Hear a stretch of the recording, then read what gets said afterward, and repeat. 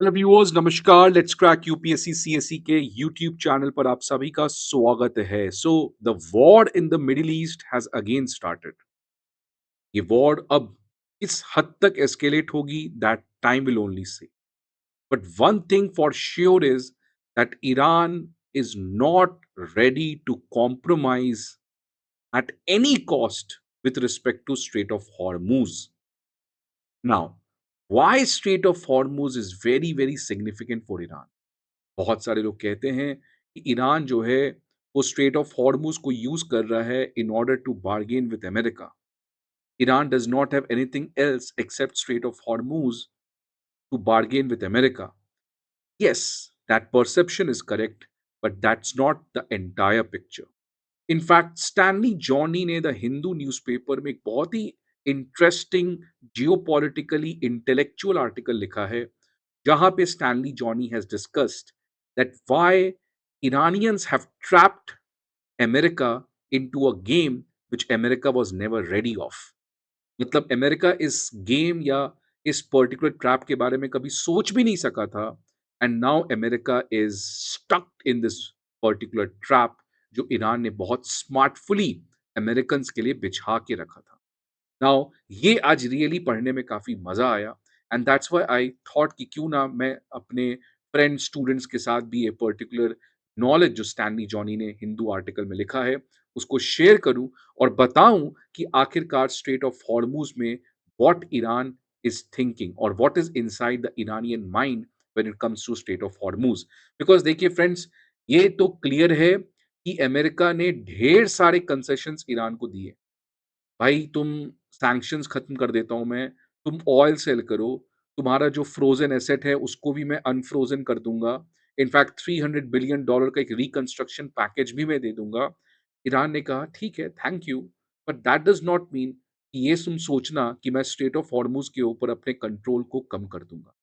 Now इस चीज़ को समझना बहुत इम्पोर्टेंट है कि आखिरकार what Iran wants from this Hormuz और क्यों ईरान, बिकॉज़ देखिए 1979 में ईरान में इस्लामिक रिवॉल्यूशन आया, तब से लेके अभी तक Iran was trying to contain America, Iran was trying to build its own nuclear weapon, but strait of Hormuz आज तक ईरान के लिए it was an important factor, but it was not a factor which is the top most factor और top most priority for Iran. But why so suddenly Iran के लिए strait of Hormuz सबसे important priority बन चुका है? क्या Iran ने कुछ नया सोचा है? क्या ईरान का ये एक नया गेम प्लान है? इन सभी चीज़ों को आज इस पर्टिकुलर सेशन में I will try to make you understand, और बहुत मज़ा आएगा, तो इसको आप ज़रूर एंड तक देखिएगा। बट सबसे पहले थोड़ा-सा बेसिक समझ लेते हैं कि आखिर चल क्या रहा है ये पूरा स्ट्रेट ऑफ हॉर्मूज में।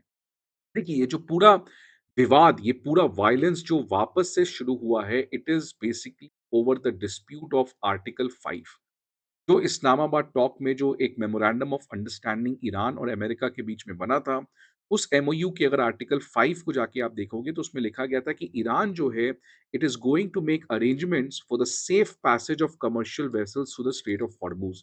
कि स्ट्रेट ऑफ हॉर्मुज़ से कमर्शियल वेसल्स जो हैं, वो सेफली ट्रांज़िट कर सकें, इसका अरेंजमेंट ईरान करेगा, राइट? अब सवाल यहीं पे हो गया कि अमेरिका ने ईरान के साथ ये समझौता तो कर लिया। अमेरिका को लगा कि चलो ईरान जो है, it will play a big role, it will play an important role in Strait of Hormuz. But America को ये नहीं पता था कि ईरान जो है वो इस आर्टिकल 5 को ओवर इंटरप्रेट करके in fact not only make arrangement, but Iran is going to dictate the terms and condition. ये अमेरिका को कभी भी इमेजिन नहीं हुआ था। अमेरिकन्स ने ईरान के साथ आर्टिकल 5 में क्लियरली ये सोचा होगा कि ईरान जो है, इट विल मेक अरेंजमेंट कि कमर्शियल वेसल्स जो हैं वो स्ट्रेट ऑफ हॉर्मुज से फ्रीली ट्रांजिट कर सके। But America was not ready कि ईरान जो है वो इस आर्टिकल 5 के पावर को यूज करके पूरे स्ट्रेट ऑफ हॉर्मुज के ऊपर अपने मोनोपोली को एस्टैब्लिश करना चाहेगा। और यहीं से पूरा डिस्प्यूट स्टार्ट हो चुका है that what is that special power which Iran has under Article 5. For Iran, it is the absolute power, maximum power. Article 5 के अंदर it's not only about making arrangement, but it's also about making arrangement as per Iran terms and condition. और America के लिए जो है वहीं पे मामला अटक चुका है, बिकॉज अमेरिका थॉट कि Iran will make arrangement, but it will not monopolise the waters of straight of Hormuz. और देखिए कैसे ये पूरा चीज़ें हुई, कि ईरान ने इसी आर्टिकल 5 के पावर को यूज़ करके एक शिपिंग रूट अप्रूव किया कि अगर जो भी शिप्स स्ट्रेट ऑफ हॉर्मुज़ से ट्रांज़िट करते हैं, अगर आप इन शिपिंग रूट को यूज़ करते हैं, देन आपकी सेफ्टी हमारी गारंटी है। और ये पावर ईरान को कहाँ से आया? As per article 5, right? But America ने कहा कि ठीक है, ये आपकी राइट है कि आप अपने शिपिंग रूट्स को अप्रूव कर सकते हो, but so can other countries also, right? मतलब अमेरिका के लिए कहना था कि Iran can use article 5 to make that special arrangement, approve any shipping route, but America को ये कहना है कि ईरान उस चीज़ को मोनोपोलाइज़ नहीं कर सकता है, और इसलिए अमेरिका की जो नेवी है, उसने भी एक अल्टरनेटिव रूट को अप्रूव किया जो ओमान के कोस्ट से सटा हुआ है। इस पर्टिकुलर इमेज में आप देख सकते हैं कि ये जो प्रपोज्ड रूट है, ये ईरान की नेवी ने अप्रूव किया है, आईआरजीसी ने अप्रूव किया है और कहा है कि अगर आप इस पर्टिकुलर ट्रांजिट रूट से क्रॉस करते हैं, देन आपकी सेफ्टी जो है वो पूरी तरीके से एन्श्योर की जाएगी। लेकिन यूएस नेवी ने ओमान के अलोंग एक नया रूट को अप्रूव कर दिया है। अब यहीं से मामला अटक गया। ईरान का कहना है कि article 5 gives them the only power to do that. America says Iran has been given power, but it's not only. America का कहना है कि ईरान के अलावा और भी कंट्रीज जो हैं, वो अपने हिसाब से स्ट्रेट ऑफ हॉर्मुज़ में शिपिंग रूट्स को अप्रूव कर सकते हैं।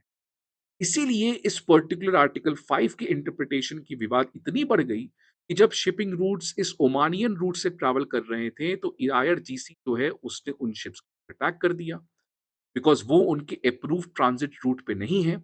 और यहीं पे मामला बिगड़ गया कि अमेरिका को लगा कि अगर ऐसा चलेगा, अगर ईरान मोनोपोली बना लेगा, तो फिर ईरान के साथ एक बहुत बड़ा बार्गेनिंग पावर जुड़ जाएगा और अमेरिका कहीं न कहीं अपने इस बैलेंस ऑफ पावर को मिडल ईस्ट में कम हो जाएगा, right? So that is where article 5 जो है उसके इंटरप्रिटेशन को लेकर काफ़ी ज़्यादा दोनों कंट्री के बीच में डिस्प्यूट स्टार्ट हो गया।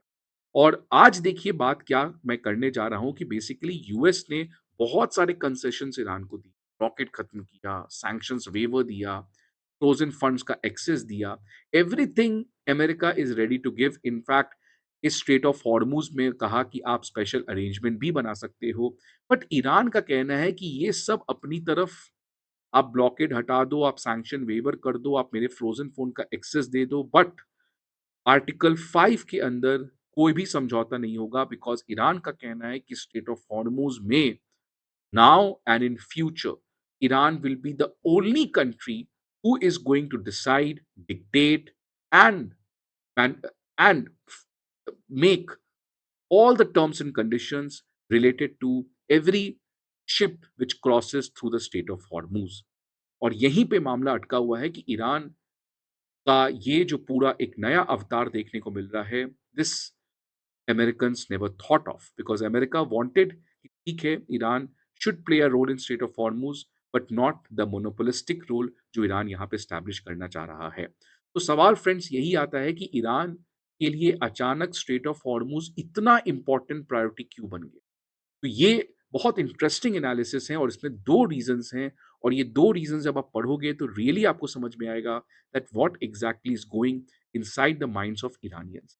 बट आगे बढ़ने के पहले एक इम्पोर्टेंट इन्फॉर्मेशन आप सभी के लिए कि अनअकैडमी आईएएस का इस समय एक हिस्टोरिक ऑफर चल रहा है, जहाँ पे Unacademy IAS is offering the lowest price and first time ever इसमें एक और ऑफर जुड़ गया है कि अगर आप यूपीएससी प्रीलिम्स निकालते हो, तो आपको 100% का रिफंड भी मिलेगा।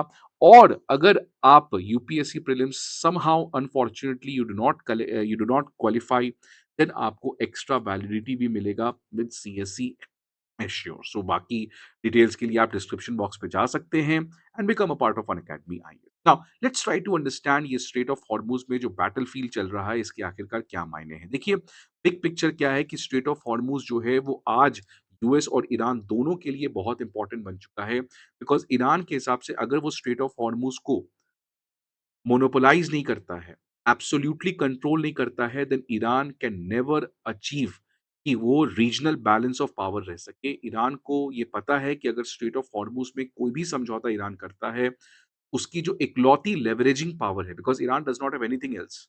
Iran x only has straight of Hormuz, और अगर ईरान ने स्ट्रेट ऑफ हॉर्मुज के ऊपर अपनी थोड़ी-सी भी कंट्रोल को कम की, राइट? तो वो अपना लेवरेज अमेरिका के साथ खो सकता है। देखिए, स्ट्रेट ऑफ हॉर्मज़ को ऑब्वियसली ईरान को मोनोपोलाइज़ नहीं करना चाहिए। ये कोई भी कंट्री को नहीं करना चाहिए जिस तरीके से ईरान कर रहा है।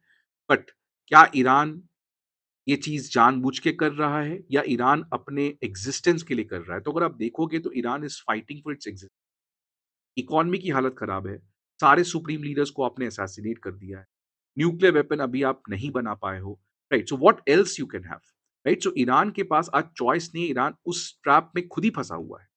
अमेरिका के लिए क्या है कि अगेन अमेरिका को पता है कि अगर ईरान किसी तरीके से स्ट्रेट ऑफ हॉर्मूज़ के ऊपर डोमिनेंस एस्टैब्लिश कर ले, देन अमेरिका का जो दबदबा है, अमेरिका के जो अलायंस पार्टनर्स हैं लाइक इज़राइल, सऊदी, इनकी जो दबदबा है, वो भी कम होगी और रीजनल लेवल पे ईरान का लो रोल जो है, डोमिनेंस जो है वो और बढ़ सकता है।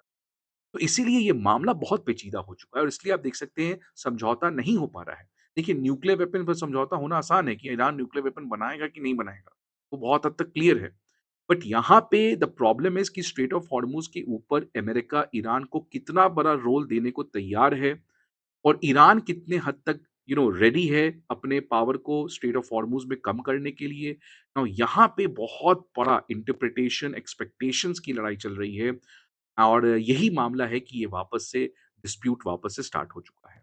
अब स्ट्रेट ऑफ हॉर्मुज़ के आप इनसिग्निफिकेंस के बारे में तो खूब अच्छे से जानते होंगे कि 2025 में 20 मिलियन बैरल्स ऑफ ऑयल प्रतिदिन स्ट्रेट से पास किया था। 112 billion cubic metres of LNG से ज़्यादा यहाँ से ट्रांज़िट किया था।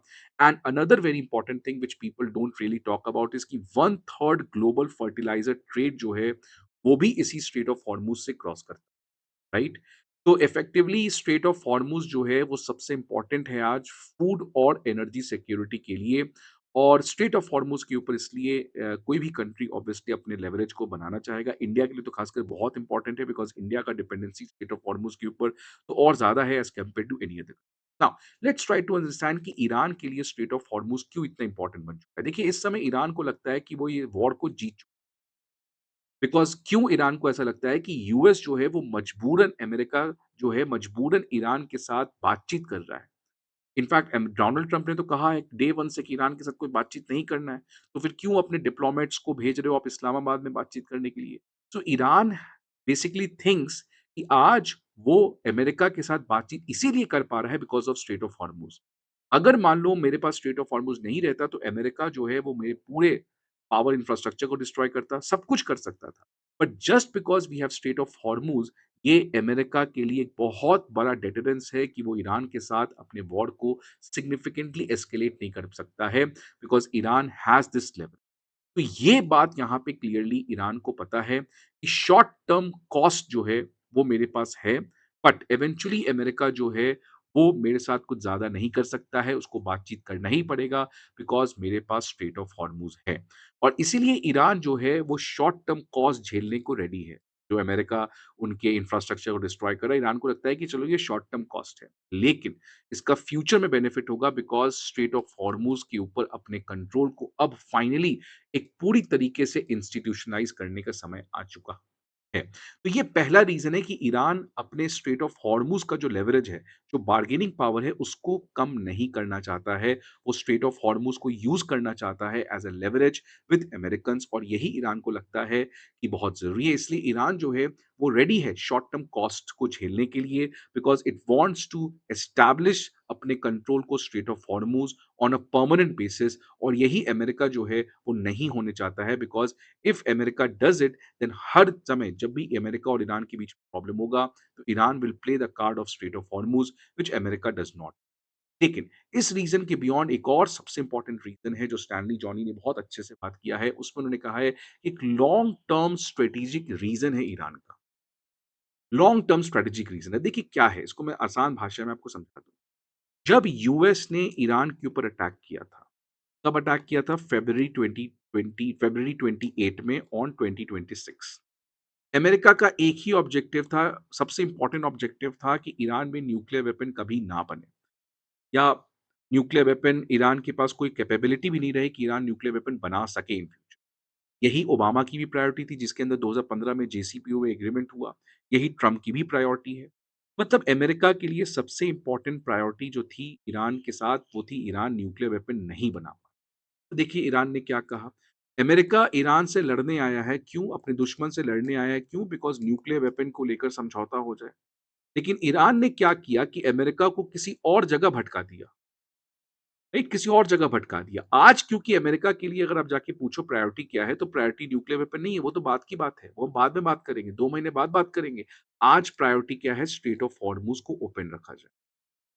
तो यूएस की जो प्रायोरिटी न्यूक्लियर वेपन थी, आज वो priority has stepped down the ladder. Now for Americans the top most priorities कि कैसे स्ट्रेट ऑफ हॉर्मुज़ को ओपन रखा जाए। ईरान जो है उसने अपने दुश्मन अमेरिका को एक ऐसे गेम में फँसा दिया है जिसके लिए अमेरिका कभी रेडी ही नहीं था। इस तरीके से ईरान ने स्मार्टली न्यूक्लियर वेपन के मुद्दे को डिले कर दिया और अमेरिका को एक ऐसे ट्रैप में स्ट्रेट ऑफ हॉर्मुज़ में स्टक किया हुआ है जो यूएस रेडी राइट? बिकॉज़ देखिए स्ट्रेट ऑफ हॉर्मुज़ में ईरान को पता है कि अमेरिका पूरी तरीके से बिना ईरान के स्ट्रेट ऑफ हॉर्मुज़ को कभी भी फ्री, सेफ नहीं रख सकता और यहीं पे अमेरिका अटका हुआ है, नहीं तो अमेरिका को साढ़े 4 महीने नहीं लगते ये सब चीज़। दिस इज़ हाउ ईरान ने अपने एडवर्सरी को एक ऐसे प्रॉब्लम में स्टक कर दिया है, जो प्रॉब्लम 28 फरवरी के पहले था ही नहीं। बिकॉज़ 28 फरवरी के पहले ईरान के साथ केवल न्यूक्लियर वेपन को लेकर बातचीत कर और अब अमेरिका जो है वो न्यूक्लियर वेपन के बारे में इनफैक्ट ट्रम्प तो बात भी नहीं कर रहे हैं। अब सारा कुछ फोकस है Strait of Hormuz. This has been masterfully executed by Iran, very smartly played by Iran to tie its enemy to a problem which never existed.